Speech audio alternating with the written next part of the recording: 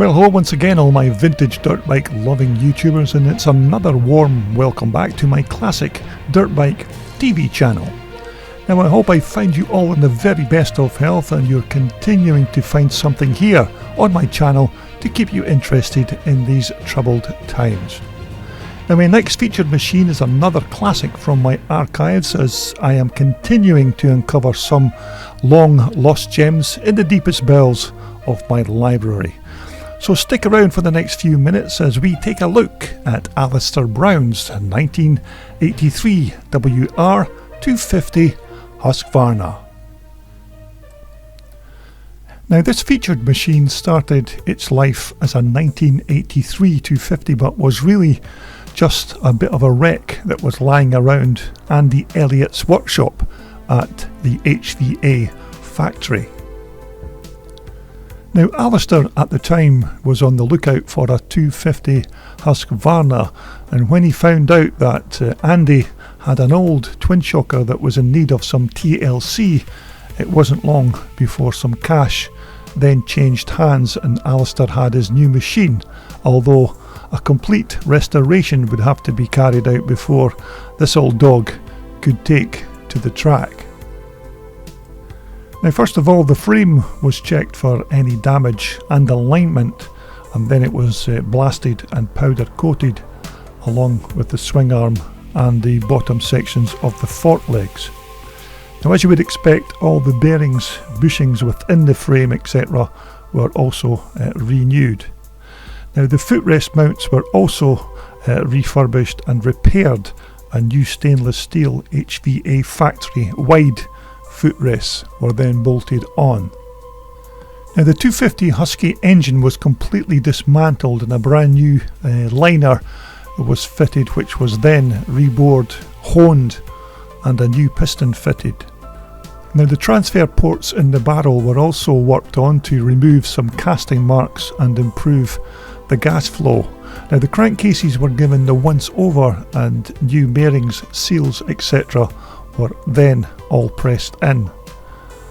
Now, the timing side of the crank pin wasn't in the greatest of condition, so it was also renewed.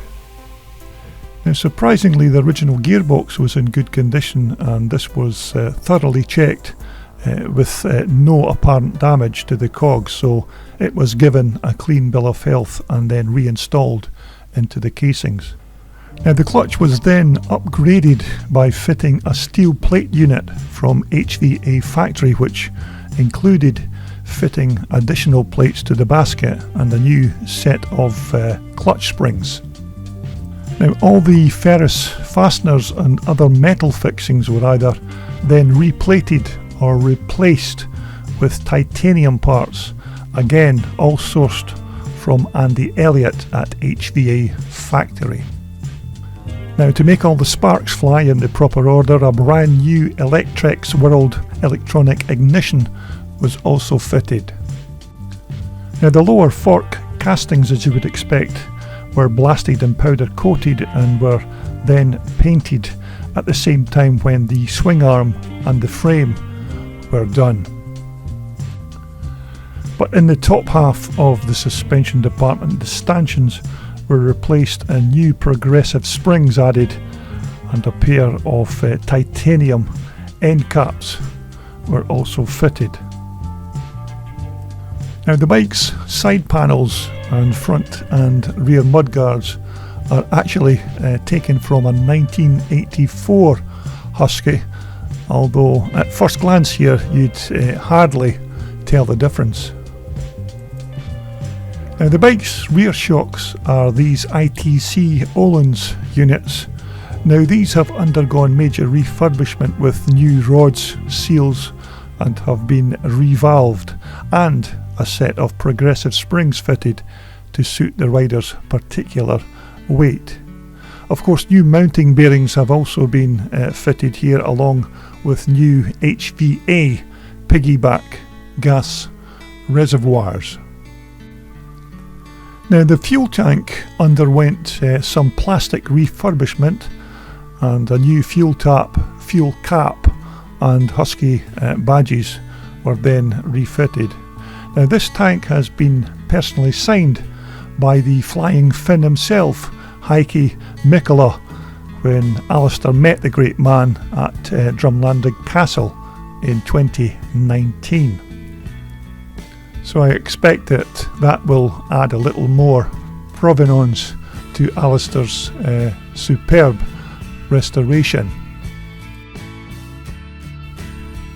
Now, the original expansion chamber on Alastair's machine was really not in the best of health, and so he opted for a brand new high quality replacement, again from Andy Elliott at HVA Factory Shop.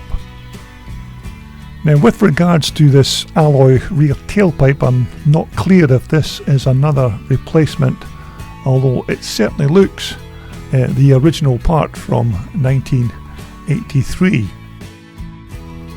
Now, the original seat base was reused, and this was filled with a brand new Husqvarna seat foam and Husqvarna cover. Now, the bike's original wheels were rebuilt by the Central Wheel Company. Now, the hubs were powder coated and rebuilt using heavy duty stainless steel spokes laced onto these very high quality SM Pro rims. Now, the front wheel is also fitted with a new spacer and seal after the removal of the Enduro Speedo drive. Now, the handlebars are the original steel Husqvarna items, and the control cables are all new, including the gasser and those Magura levers.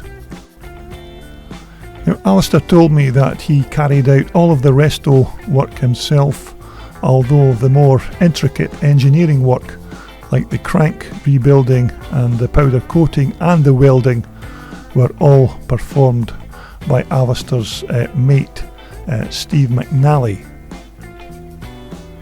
Now, Alastair told me that so far the recently refurbished bike has been ultra reliable, and he also told me that he actually prefers riding this bike than his more powerful Honda CR500.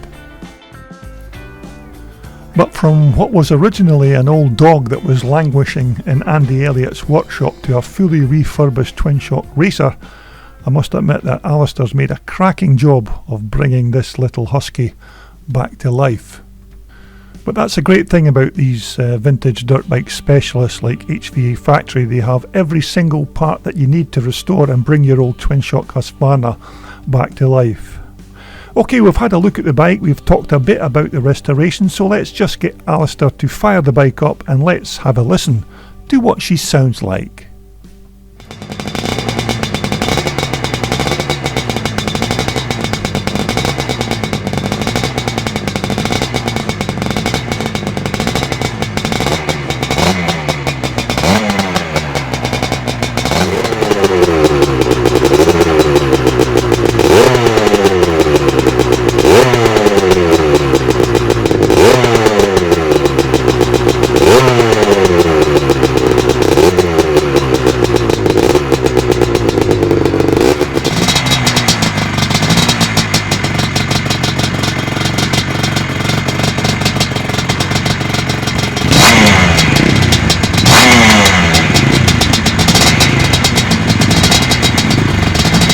So from what was initially an old junker of a bike to something that not only has that look but is also a fully functioning twin-shock Husky racer, you have to admit this particular project has turned out superbly for Alastair.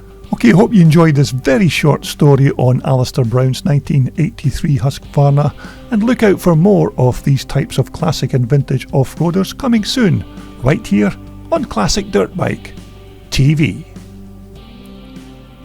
This video was brought to you in association with WorldSport, the world's #1 supplier for all your off-road and leisure sportswear. Just visit their online website for more information.